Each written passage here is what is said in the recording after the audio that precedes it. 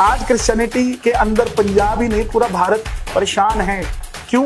क्योंकि क्रिश्चियन लोग पहले स्कूल बनाते हैं, फिर हॉस्पिटल बनाते हैं, फिर चर्च बनाते हैं। पहले चर्च नहीं बनाते, चर्च बाद में बनाते हैं। पहले स्कूल फ्री करेंगे, फिर आपको मेडिकल फ्री करेंगे। जब ये दोनों फ्री हो जाएंगे तब आपको कहेंगे आप प्रेयर करिए। पहले प्रेयर क्यों नहीं कहते? क्योंकि पहले प्रेयर कहेंगे तो कोई मानेगा ही नहीं, क्योंकि कोई आसान नहीं है किसी के ऊपर। ఫ్రెండ్స్, ఇందాక మీరు ఈ వీడియో చూశారు. ఈ వీడియోలో ఈ వ్యక్తి ఏ విధంగా క్రైస్తవులపైన భిన్నంగా మాట్లాడుతున్నాడో, అదేవిధంగా క్రైస్తవులపై చూపెడుతున్న కోపాన్ని, అదేవిధంగా మత మార్పిడి చేస్తున్నామని చెప్తున్నాడు.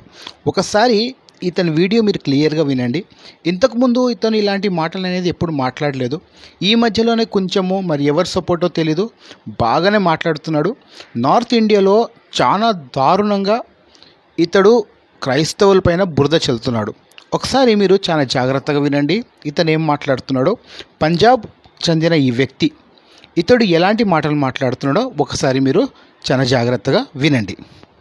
आज क्रिश्चियनिटी के अंदर पंजाब ही नहीं पूरा भारत परेशान है। क्यों? क्योंकि क्रिश्चियन लोग पहले स्कूल बनाते हैं, फिर हॉस्पिटल बनाते हैं, फिर चर्च बनाते हैं। पहले चर्च नहीं बनाते, चर्च बाद में बनाते हैं। पहले स्कूल फ्री करेंगे, फिर आपको मेडिकल फ्री करेंगे। जब ये दोनों फ्री हो जाएंगे तब आपको कहेंगे आप प्रेयर करिए। पहले प्रेयर क्यों नहीं कहते? क्योंकि पहले प्रेयर कहेंगे तो कोई मानेगा ही नहीं, क्योंकि कोई आसान नहीं है किसी के ऊपर।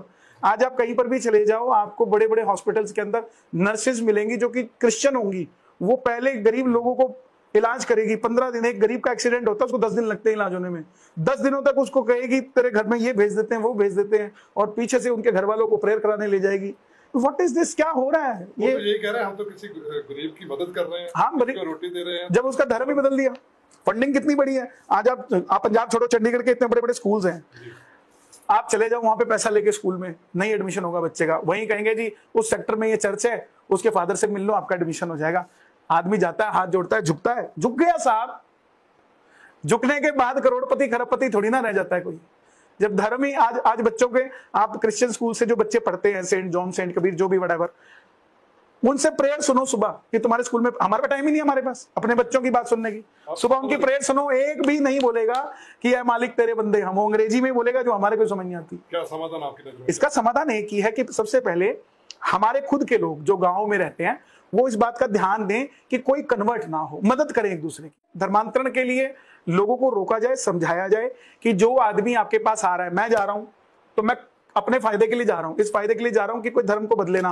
वो आ रहे हैं इसीलिए आ रहे हैं कि वो धर्म को बदलने आ रहे हैं। मेरा पड़ोसी कन्वर्ट हो गया। मेरे खुद के रिश्तेदारी में एक हमारे मौसी का लड़का, पहले वो क्रिश्चियन हुआ, उसकी वाइफ क्रिश्चियन हुई, अब उसके बच्चे क्रिश्चियन हैं। फायदा देखा होगा कोई? मतलब बिल्कुल साहब, वो बोल भी नहीं पाता और सुन भी नहीं पाता, और उसकी 1.25 लाख रुपए तनख्वाह है। और उसकी वाइफ की भी तनख्वाह अलग से है। उसके बच्चों को भी फैसिलिटीज अच्छे स्कूल में, जिस स्कूल के अंदर बड़े बड़े लोगों का एडमिशन नहीं होता उसका एडमिशन हो रहा है।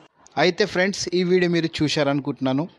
అయితే ఈ వీడియో ద్వారా ఇతను ఏం మాట్లాడుతున్నాడో, తన బాధ ఏందో మీకు అర్థమైంది అని అనుకుంటున్నాను. ఇతని ప్రాబ్లం ఏంటిదంటే, ఒక మూగవాడంట, చెవటివాడంట, అతనికి 1,25,000 జీతం ఉందంట. ఆయన క్రైస్తవ్యంలో ఉన్నాడు. ఒక మాట చెప్తాను, డబ్బులిచ్చి ఎవరైనా క్రైస్తవ్యంలో రమ్మని చెప్తే డబ్బు కొరకు మత మార్పిడి ఎవడైనా చేసుకుంటాడా? వాళ్ళ ఫ్యామిలీలో ఉన్న చాలామంది క్రైస్తవ్యంని యాక్సెప్ట్ చేసుకున్నారు.